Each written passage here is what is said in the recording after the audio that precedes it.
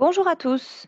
Nous sommes réunis pour le webinaire test antigénique dans le cadre de la Covid-19 à destination des infirmiers.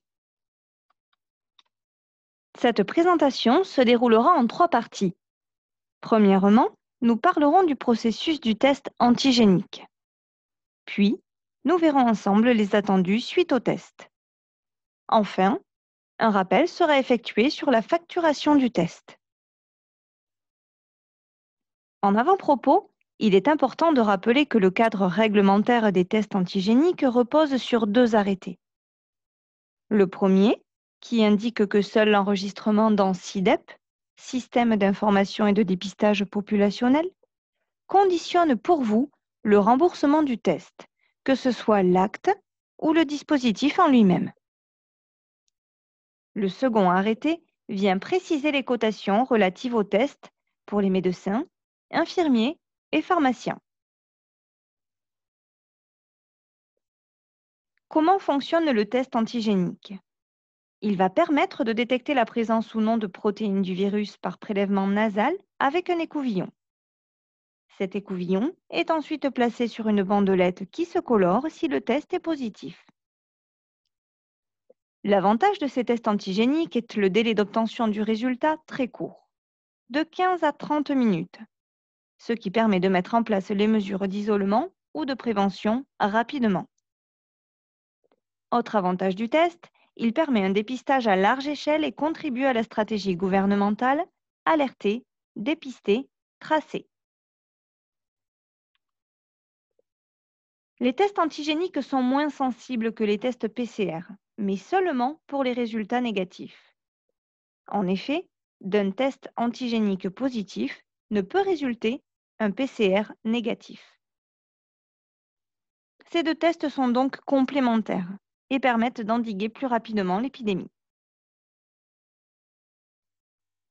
Où effectuer les tests antigéniques?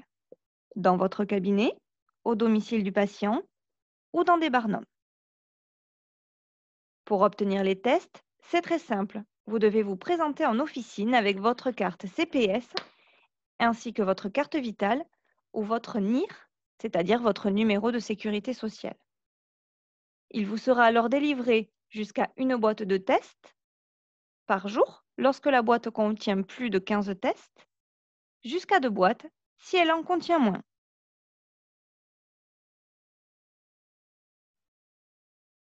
Cette campagne de dépistage est ciblée, en priorité sur les personnes symptomatiques, dans les 4 premiers jours après l'apparition des symptômes, et sur les personnes asymptomatiques, dans le seul cadre de dépistage collectif ciblé. Une personne asymptomatique lambda ne pourra pas effectuer le test antigénique auprès d'un infirmier.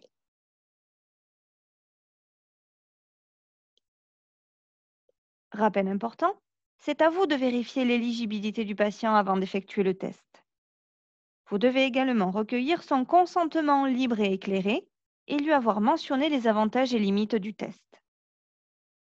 Dans le cadre de cette campagne de dépistage à large échelle, vous avez en tant que professionnel de santé une obligation de traçabilité, via la remise d'un document de traçabilité entre autres, quel que soit le résultat du test. Cette traçabilité passe également par la saisie du résultat, qu'il soit positif ou négatif, sur la plateforme sécurisée SIDEP. Pour rappel, cette saisie conditionne le remboursement du test. Mais au-delà de ça, les données sont utilisées à des fins statistiques pour répondre à l'enjeu de santé publique qui est d'évaluer l'évolution de l'épidémie par recensement des patients contaminés. Nous passons maintenant à une partie plus technique sur l'interface SIDEP en elle-même. Pour pouvoir l'utiliser, un seul prérequis, avoir une carte CPS ou une ICPS. En premier lieu, il vous faut vous connecter au portail que vous trouverez en haut de cette slide. Saisissez au choix le code PIN de votre carte CPS ou le mot de passe depuis votre smartphone ou votre tablette. C'est à cette étape que vous allez devoir saisir les informations principales concernant le patient testé. Le nom, le prénom, le sexe, la date de naissance, le numéro de téléphone, l'adresse mail ou à défaut l'adresse postale. Ces informations nous permettront de contacter le patient a posteriori. L'étape suivante comprend des informations optionnelles, telles que le code campagne accessoirement fourni par l'ARS en cas de dépistage ciblé, ou encore la possibilité d'un retour du patient de l'étranger dans les 14 derniers jours. Il est également possible de saisir l'adresse d'une résidence temporaire du patient testé. À cette étape, vous n'avez qu'à cliquer sur Continuer, puisque les champs sont déjà cochés. C'est à la troisième étape que devra être saisi le résultat du test. Attention, toute saisie est définitive. Mais si vous n'avez pas saisi de résultat, vous pourrez le faire dans un second temps. La saisie de ces indicateurs est obligatoire. Enfin, vous aurez la possibilité d'éditer un récapitulatif à destination du patient en cliquant sur Édition formulaire. Ce document ne sera pas envoyé automatiquement au patient. Vous retrouvez ici un modèle de ce récapitulatif à destination du patient. À titre informatif, sachez que la saisie du résultat du test dans SIDEP doit être faite le jour même que le test lui-même. Sans cela, le test n'est pas facturable. Également, et pour des raisons de sécurité, votre connexion dans SIDEP sera interrompue au bout de 10 minutes d'activité.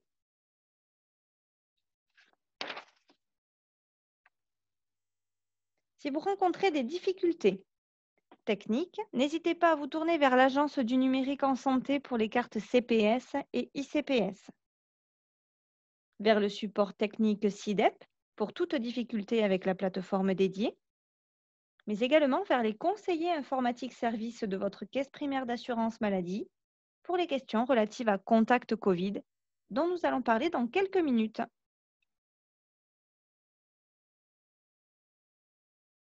Nous passons à la deuxième partie de notre présentation, avec un point sur l'accompagnement du patient après le test. Deux possibilités. Le résultat est négatif. Il n'y a donc pas nécessité de confirmer le résultat par RT-PCR, sauf pour les patients de 65 ans ou plus et les personnes avec au moins un facteur de risque de développer une forme grave de la maladie. Dans tous les cas, il est important de rappeler la nécessité des gestes barrières et de se faire tester aux moindres symptômes. Dernière possibilité, le résultat est positif. Vous devez demander impérativement au patient de s'isoler immédiatement, de contacter son médecin et de recenser avec lui les personnes contacts. Le patient peut également récupérer les 30 masques prévus. Pour le patient dont le test est positif, s'engage alors le contact tracing, qui permet de recenser les personnes avec qui il aurait été en contact avant l'apparition des symptômes. Votre rôle dans ce contact tracing est important, puisqu'il vous est demandé, à minima, d'identifier les cas contacts partageant le même foyer que le patient positif. Vous pouvez, dans la mesure du possible, aller plus loin en recensant un maximum de cas contacts. Ce recensement doit être saisi dans le téléservice Contact Covid via votre compte Amélie Pro. Attention, c'est une saisie différente de celle que vous effectuez sur SIDEP et votre implication supplémentaire est valorisée à hauteur de 30 €, que vous déclariez 1 ou 10 cas contacts par patient positif. Cette rémunération vient en supplément de celle liée à la saisie dans SIDEP. Pour rappel, les cas contacts à risque sont les personnes avec lesquelles le cas positif n'aura pas utilisé de mesures de protection efficaces que vous pouvez retrouver ci-dessous.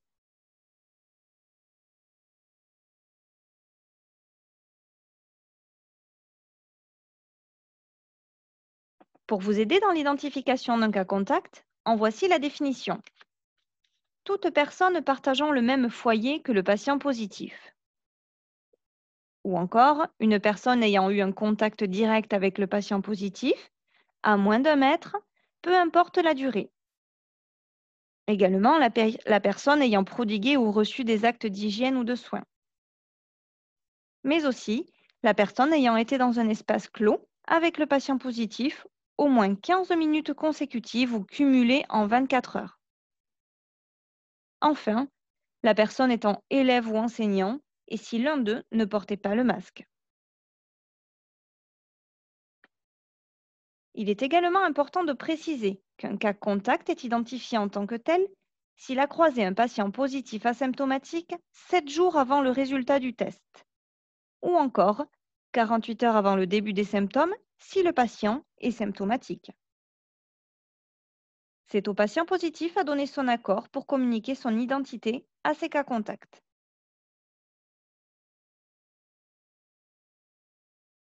Nous allons maintenant faire un point sur les durées d'isolement que vous devez connaître pour accompagner au mieux les patients testés.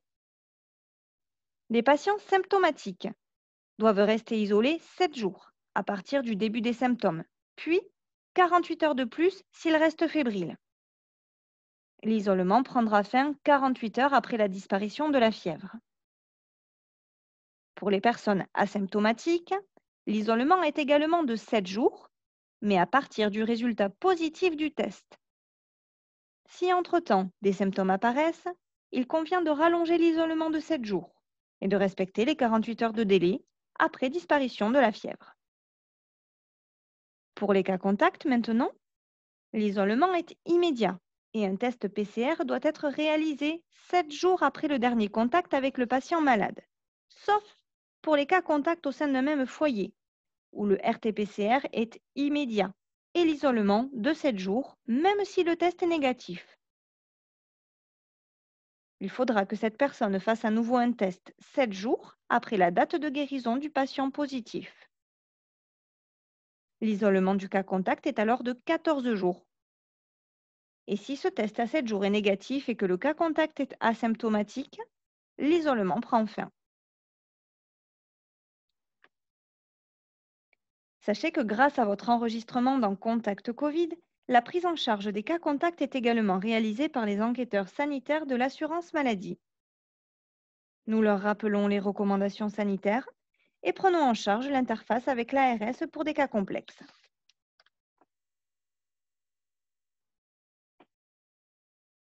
Vous avez donc depuis le 26 novembre l'accès à Contact Covid depuis votre compte Amélie Pro. L'accès se fait par le bloc Activités et vous aurez également accès à un tutoriel vous aidant dans la prise en main du téléservice.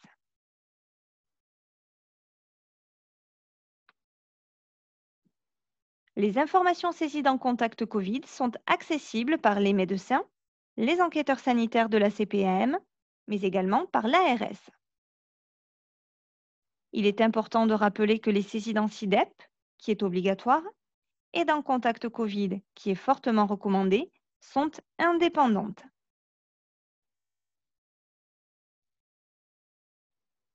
Vous avez également la possibilité de renseigner votre patient testé sur l'application Tous Anti-Covid, disponible sur les smartphones. L'application mobile Tous Anti-Covid vient compléter l'action des professionnels de santé et de l'assurance maladie, visant à contenir la propagation du virus en stoppant au plus vite les chaînes de contamination. Le principe est simple: prévenir, tout en garantissant l'anonymat, les personnes qui ont été à proximité d'une personne testée positive, afin que celle-ci puisse aller se faire tester et être prise en charge le plus tôt possible.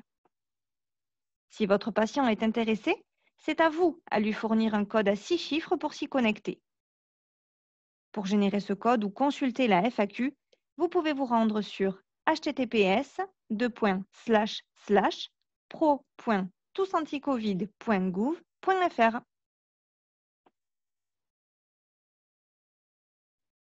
Nous passons maintenant à la dernière partie de notre présentation concernant la facturation des tests.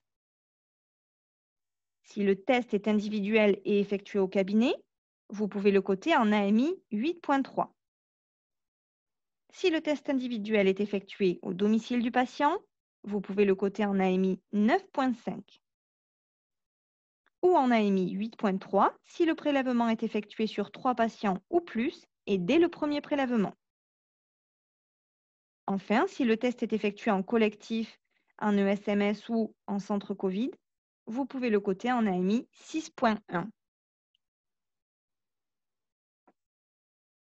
Cette rémunération comprend le temps passé pour l'interrogatoire du patient, c'est-à-dire l'éligibilité, mais également pour la réalisation du test, le rendu du résultat, l'enregistrement du test réalisé et de son résultat dans les circuits d'information sanitaire nationaux, c'est-à-dire Contact Covid et SIDEP, mais également les protections individuelles utilisées.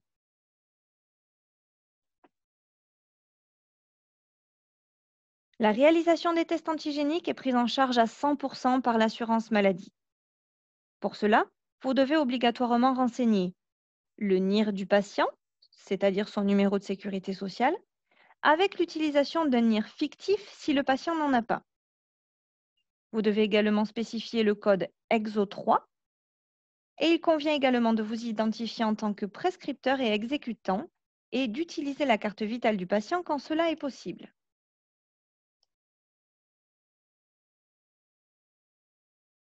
Enfin, comme cela vous a été précisé précédemment, la rémunération de base du test antigénique est valorisée par la saisie dans Contact Covid des cas contacts à hauteur de 30 € par patient positif, en facturant un AMI 9,5. La présentation est maintenant terminée et nous vous remercions pour votre attention. Si vous avez des questions relatives à la présentation, n'hésitez pas à vous rapprocher des conseillers informatiques services ou des délégués de votre caisse primaire d'assurance maladie. À bientôt!